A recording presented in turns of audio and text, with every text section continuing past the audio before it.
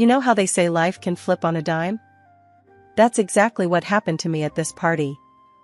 My friend Jess had been nagging me for weeks to come out and meet her bunch of incredible friends. Honestly, I was more into a quiet night with my reports and market analysis, but Jess wouldn't have any of it. "Sarah, you need to get out more. Come on, it'll be fun," she insisted. So, there I was, in my least uncomfortable party dress, nursing a glass of wine and sticking out like a sore thumb among strangers. The place was buzzing, people laughing and chatting away. I stuck close to Jess, who seemed to know everyone. She was in the middle of introducing me to a couple of her friends when he walked in. "Tom." Jess's face lit up. "Oh, you gotta meet Tom," she said, dragging me through the crowd. Tom was this average-looking guy, nothing like the flashy type she'd expect at these gatherings. He had a sad smile that didn't quite reach his eyes. Jess introduced us, and for some reason, we clicked. Maybe it was the way he talked about his daughter, Lily, with such warmth and pride. Or maybe it was his candidness about being a widower and raising her alone. Whatever it was, it got me. We found ourselves away from the crowd, sitting on some ridiculously oversized cushions. "So, Sarah, Jess tells me you're into stocks and all that Wall Street stuff," Tom started, his voice rough but friendly. "Yeah, something like that. I analyze investment opportunities, help people grow their money." "Sounds boring, I know," I replied, trying to make my job sound less nerdy than it was. "Nah, that sounds pretty damn impressive. Wish I knew a thing or two about handling money like that," he chuckled, taking a sip of his beer. We talked about everything and nothing: movies, books, the nightmare of dating. I found myself laughing more than I had in months. Tom had this easy way about him, making you feel like you'd known him forever. "You know, I didn't want to come tonight. Socializing isn't exactly my strong suit," I confessed, feeling unusually open. "Tell me about it. I only came because Jess promised Lily could tag along for a bit. Wanted her to meet some normal adults, whatever that means," Tom said, rolling his eyes. The conversation shifted to Lily, and I could see the light in Tom's eyes when he talked about her. "She's something else, my Lily. Smart, kind, a bit too cheeky for her own good," he said, a proud smile spreading across his face. I was intrigued. "She sounds wonderful. Raising a kid on your own, that's got to be tough." Tom shrugged, his expression turning serious. "It's not easy, but Lily makes it all worth it. She's the best thing that ever happened to me." As the party wound down, I realized I didn't want this conversation to end. Tom felt like a breath of fresh air in my calculated, routine life. "Hey, maybe we could grab a coffee sometime? Talk more about market trends, or whatever?" I found myself saying, surprising even myself. Tom's smile was the answer I hoped for. "I'd like that. It's been a long time since I had a reason to look forward to something." Very soon I met Tom's daughter, and she was like a breath of fresh air. We quickly became friends, which made her father very happy. That's how a simple meeting turned into a real love affair. After Tom and I decided to tie the knot, it was clear we wanted something simple, no fancy dresses or grand churches. Just us, my folks, and Lily, who was more excited than anyone. The day was plain but perfect, filled with genuine smiles and a few happy tears. Moving into Tom's house afterwards, I was buzzing with ideas to make the place feel more like ours, not just his. My new life meant working from home, which my boss was surprisingly cool about. It gave me the chance to really bond with Lily. I'd pick her up from school, and we'd chat about everything under the sun on our way to her ballet classes. She started calling me Mom, which warmed my heart every single time. Creating a cozy home for us became my new project, filling it with love and laughter. But, as the months rolled by, things with Tom started shifting, so subtly at first. He'd make offhand comments about dinner being too bland or too salty. "Sarah, what's this supposed to be?" Tom would ask, poking at a casserole I'd spent hours on. "Supposed to be your dinner, but if you're gonna act all Gordon Ramsay about it, maybe you should cook tomorrow," I'd retort, trying to keep the mood light. He didn't. Instead, the critiques piled up. My appearance became his next target. "Babe, when did you last hit the gym? You're looking different," Tom dropped casually one evening, his eyes skimming over me like I was a fixer-upper. "Guess I've been too busy being a stepmom and working from home." "But thanks for the heads up," I snapped back, the sting of his words hitting harder than expected. Lily, bless her, was my silver lining. She and I grew closer, our bond unaffected by the growing tension between her dad and me. "Mom, can you help me with my homework?"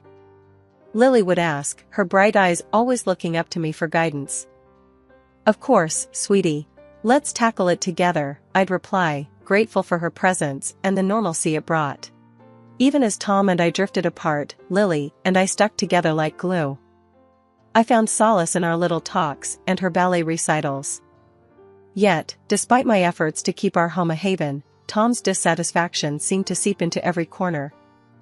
"You know, Sarah, maybe you should try one of those online cooking classes. Spice things up a bit," Tom suggested one night, his tone laced with an undercurrent of displeasure. "Or maybe we could try eating out more. Give your taste buds a break from my terrible cooking," I'd counter, half joking but deeply wounded. Life at home started feeling less like a family and more like walking on eggshells. Tom's attitude took a nosedive, and it wasn't just about small things anymore. He set these crazy rules like expecting a brand new dish for dinner every single day. It was as if he thought I was some kind of gourmet chef instead of his partner. One evening, I was in the kitchen, trying to whip up something new to keep him happy. I was juggling work emails on my phone, stirring a pot, and mentally planning my next day. Tom walked in, a scowl already forming on his face. "What's for dinner?" he asked, his tone sharp. "I'm trying something new, a recipe I found online. Thought we could use a little variety," I said, trying to sound upbeat. He just humphed, peering over my shoulder. "Doesn't look very appetizing. You know, when you decided to work from home, I thought you'd at least manage to keep the house in order and cook decent meals." His words stung. "Tom, you know I'm working too, right? It's not like I'm sitting around all day. Plus, I pick up Lily, help her with homework, visit my parents." He cut me off. Yeah, always the same excuse. "You're at home, aren't you? Shouldn't be too hard to keep things tidy and cook properly." I bit my tongue, holding back the tears. It was becoming a nightly ritual, this dance of disappointment and criticism. One night, as we settled on the couch to watch TV, he started on about my appearance.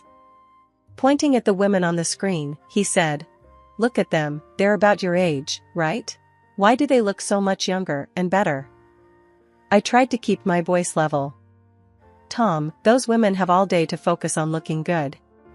They likely have personal trainers, chefs, and who knows what cosmetic work done." But he wouldn't have it. "Excuses, Sarah. It's all about priorities. You used to care about how you looked." I felt deflated, worn out.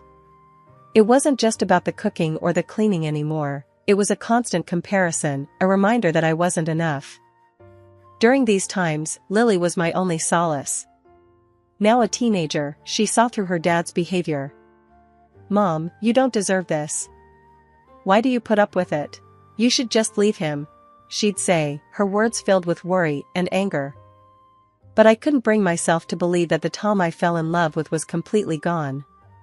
"He's under a lot of stress, Lily. I believe he still loves us. He'll change," I'd respond, more to convince myself than her. It's been a roller coaster, to say the least. 15 years of ups and downs, but mostly, it feels like I've been riding a slow descent into a place I never thought I'd find myself. Now, at 55, with my stepdaughter Lily living her own life, though we talk every day, sharing secrets and stories like we used to, life threw me another curveball. Cancer. The word hit me like a freight train, but somehow, I managed to keep my composure long enough to tell Tom. His reaction? Well, it was something. Not anger, not sadness, just disappointment. Not because of the diagnosis, but because I wouldn't be around to cook his meals or clean the house like I used to. What am I supposed to do now? Look after myself, he had said, his voice laced with irritation rather than concern. I was stunned, not sure how to respond to such blatant selfishness.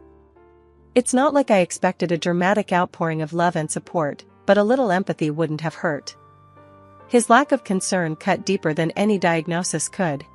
So, I started treatment, spending more time in the hospital than at home. My parents, bless their hearts, visited whenever they could, despite their own health issues. Lily, too, was a constant presence, her calls and visits a bright spot in those dreary hospital days. Tom? He never showed. Not once. It hurt, more than I wanted to admit. Even after everything, part of me hoped he'd come around, show that he cared, even just a little. During one of Lily's visits, I couldn't hide my disappointment any longer. I can't believe he hasn't shown up. Not even once, I confided, trying to keep the bitterness out of my voice. Lily, ever the straight shooter, didn't mince her words. Mom, you deserve so much better. I've been saying it for years. It's like he doesn't even see you. You're fighting this battle, and where is he? Nowhere. You need to think about what's best for you now. I knew she was right, but it's not easy to let go of 15 years, even if they weren't all good. Deep down, I still harbored that small flicker of hope that things could get better, that Tom would change. But lying in that hospital bed, facing my own mortality, I started to see things more clearly. Maybe it was time to start thinking about what I needed, not just what Tom wanted. The revelation came on a Tuesday, just another ordinary day until Lily walked into my hospital room with a look that spelled trouble. I could tell something was up the moment I saw her. Lily never was good at hiding her feelings. Mom, we need to talk, she started, avoiding my gaze. That's when my stomach tied itself into knots. Lily calling me Mom was always a balm to my soul, but today, it felt like the prelude to bad news. What's wrong, Lily? I asked, bracing myself. It's about Dad. She hesitated, then took a deep breath. He's seeing someone else, Mom. And it's serious. He introduced her to me last week. The words hit me like a punch to the gut. Not that our marriage was perfect, but to hear he'd moved on so blatantly was a different kind of hurt. How long? Was all I managed to muster, my voice barely above a whisper. A while, I guess. I'm so sorry, Mom. I thought you should know. Lily's voice cracked, her usual toughness giving way to concern. I sat there, trying to process the news. Betrayed, yes, but surprised? Not entirely. Tom hadn't been a husband to me in a long time. Still, the confirmation of his infidelity stung. The shock of it hit me hard, though a part of me wasn't surprised. Tom's late nights, the sudden interest in looking younger, the new cologne, it all made sense now. Yet, hearing it out loud from Lily felt like a betrayal of a whole different kind.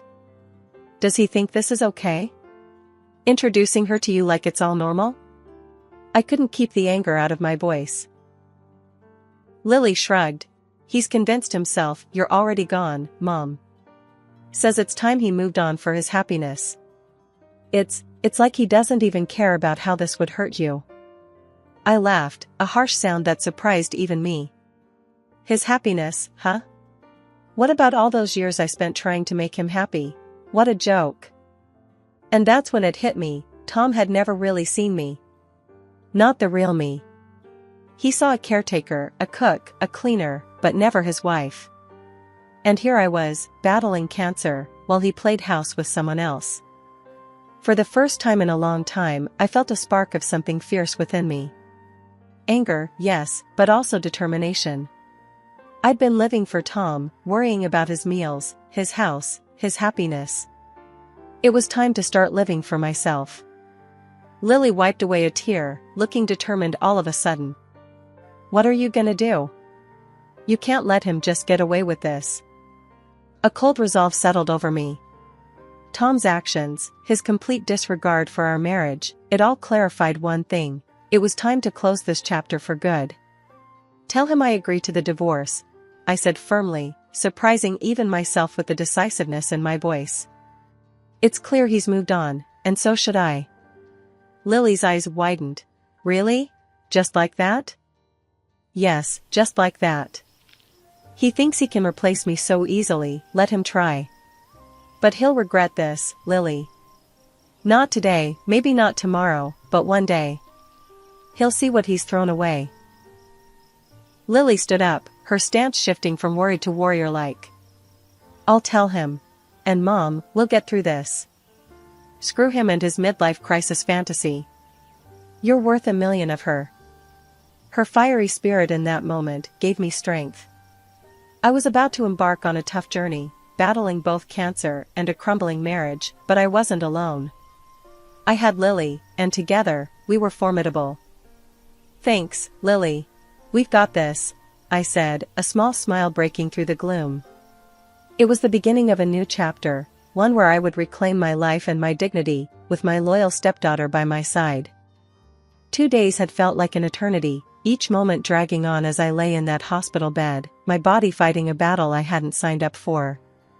Then Tom walked in, his presence as cold as the chill running down my spine. The smirk on his face was something out of a nightmare, but this was my reality. He looked me over, his eyes devoid of any warmth. Look at you, all sick and pitiful. Can't say I'm surprised. You've let yourself go, haven't you? Found myself someone much better. Younger, prettier, healthier. He gloated, his words dripping with disdain. His words cut deeper than any knife could, but I was done showing him my pain. He threw the divorce papers on my bed, a challenge in his eyes. I took a deep breath, steadying my resolve. I picked up the pen and signed, each stroke a silent vow to myself that this was the beginning of my liberation, not my defeat. You're just as weak-willed as ever. Pathetic. He sneered, a twisted satisfaction in his gaze. I met his stare, my voice steady. If that's what helps you sleep at night, Tom. The confusion flickered across his face, replaced quickly by his usual arrogance. He strutted out, leaving a trail of bitterness in his wake. As soon as the door clicked shut, I reached for my phone with a determination that surprised even me. I called Lily, my voice stronger than I felt. Lily, it's done. But I need you to do something for me, I said, pausing to make sure I had her full attention. Tell your dad about the $3 million I plan to leave you. It's important he knows. There was a brief silence on the other end, and I could almost see the gears turning in her head. Mom, are you sure? He's going to flip out. A small smile tugged at my lips. That's the point, darling. True to form, Tom's reaction was immediate and as predictable as ever. My phone became an incessant, vibrating companion, lighting up with his attempts to reach me. With each missed call, I felt an inch taller, a bit stronger. I watched the number climb, 50, 60, 70 missed calls, and with it, my resolve solidified. I couldn't help but laugh, a sound that felt foreign yet fitting for the moment. Here I was, supposedly at my weakest, yet I'd never felt more empowered. I had taken the first real step towards freeing myself from the chains of Tom's manipulation and cruelty. The sun was just peeking through the blinds when Tom burst into my hospital room the next morning, desperation etched in every line of his face. His sudden change of heart was as transparent as it was pathetic. Sarah, I've been a fool. I see that now. I love you, and I'm ready to leave her and start over with you. We can remarry, start fresh, he pleaded, his hands outstretched as if he could physically pull me back into the life we once shared. I couldn't help but laugh, a deep, genuine sound that seemed to startle him. Tom, you've shown me exactly who you are. After years of neglect, cruelty, and now this betrayal? And you think what? A few sweet words and it's all forgiven? He blanched, taken aback by my reaction. Sarah, please. I mean it. I realized I made a mistake. I shook my head, still incredulous. A mistake? Tom, you deliberately chose to step out on our marriage, humiliated me while I was at my lowest. No, it's too late for regrets. His desperation turned to anger, his face reddening. You'll regret this. I'll make sure of it. I'll sue you for every penny of that hidden money of yours." The threat was laughable. "Go ahead and try, Tom. That money? It's in my father's name. He made those investments, all legally binding and documented. You won't get a dime." The realization of his powerlessness hit him hard. His anger dissipated into sobs of frustration, a pitiful sight that had the guards rushing in. As they escorted him out, I moved to the window, watching him. There he was, the man I'd spent so many years with, looking so defeated and alone. Yet, I felt no pity. He was reaping what he'd sown, and in that moment, I knew I was finally free. "Justice prevails," I whispered to myself, a smile touching my lips. In that hospital room, I made a promise to myself. No longer would I be defined by the failings of my marriage or the cruelty of a man who couldn't appreciate the love and loyalty I'd offered. It was time to rebuild, to focus on my health, my happiness, and the future I deserved. The battle with cancer was like riding the world's most terrifying roller coaster, one where you can't see the track ahead. Months of treatment stretched out, with good days where hope flickered bright and bad days where it dimmed to nearly nothing. Remission would come, lifting me up, only for exacerbation to drag me back down into the fight. But I kept fighting, every single day, with every bit of strength I had, both for me and for Lily. Finally, the doctors gave me the news I'd been dreaming of. I was healthy, the cancer was gone. Walking out of that hospital felt surreal, like stepping into a new life waiting to be written. The fresh start wasn't just symbolic, it was real, tangible, and it was mine for the taking. Recovery wasn't just about the physical, it was mental, emotional, a total overhaul of life as I knew it. The day I was discharged from the hospital marked not just the end of my treatment, but the beginning of something new. Something mine. Lily picked me up, her car loaded with my few belongings. "Ready to start fresh, Mom?" she asked, her smile bright and encouraging. I couldn't help but return her smile. "More than ready, kiddo." We drove to my new place, a modest house I'd bought with the money I'd wisely invested over the years. It wasn't just a house, though, it was a promise of new beginnings, of freedom. As we unpacked, Lily chatted about decorating ideas, about painting the walls and planting a garden. "This is going to be a place of happiness, Mom. You'll see. We'll make it our sanctuary." Her enthusiasm was infectious. For the first time in years, I felt light, like a weight had been lifted. "I'd like that, Lily. A sanctuary sounds perfect." We took a break, sitting amidst boxes, with takeout containers between us. "You know, I've been thinking," I started, "about what comes next. I want to use this chance not just to heal, but to rediscover who I am, who I want to be." Lily nodded, taking my hand. "I've got your back, Mom. Always. And hey, you're already doing it. Look at how far you've come." She was right. The journey from being trapped in a loveless marriage to standing on my own 2 feet hadn't been easy. But here I was, ready to face the world on my terms. "I'm thinking of starting a blog," I mused. "Sharing my story, maybe help others who've been in similar situations." "That's an amazing idea." Lily's eyes sparkled with pride. "You've got so much wisdom to share. Plus, you're pretty badass, you know?" I laughed, the sound bright and genuine. "Thanks, Lily. I guess I am, aren't I?" Said and done. I started my own personal blog, in which I shared the details of my struggle with cancer. People in the comments supported me, shared their own experiences. It was touching and reassuring at the same time. During one of our quiet evenings, Lily shared her own monumental decision. "Mom, I've cut ties with Dad," she said, her voice steady, but I could see the turmoil in her eyes. "After everything, I see you as my real mom. He chose his path, and I've chosen mine, with you." Hearing her call me Mom in that context, knowing the weight it carried, filled me with an indescribable mix of pride and sorrow. Sorrow for the broken bridges in her life, but pride in her strength and in the bond we shared.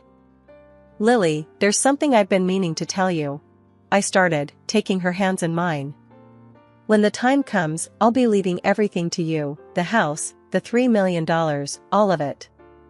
You're my family, my future. Lily looked at me, tears brimming in her eyes, but a smile breaking through. I don't need any of that, Mom. Just having you is enough. But thank you, for everything. In that moment, any lingering shadows of the past faded away. We were family, bound not by blood but by choice, by love. And as we looked ahead, the future wasn't just a blank page, it was a canvas waiting for us to fill it with color, with life.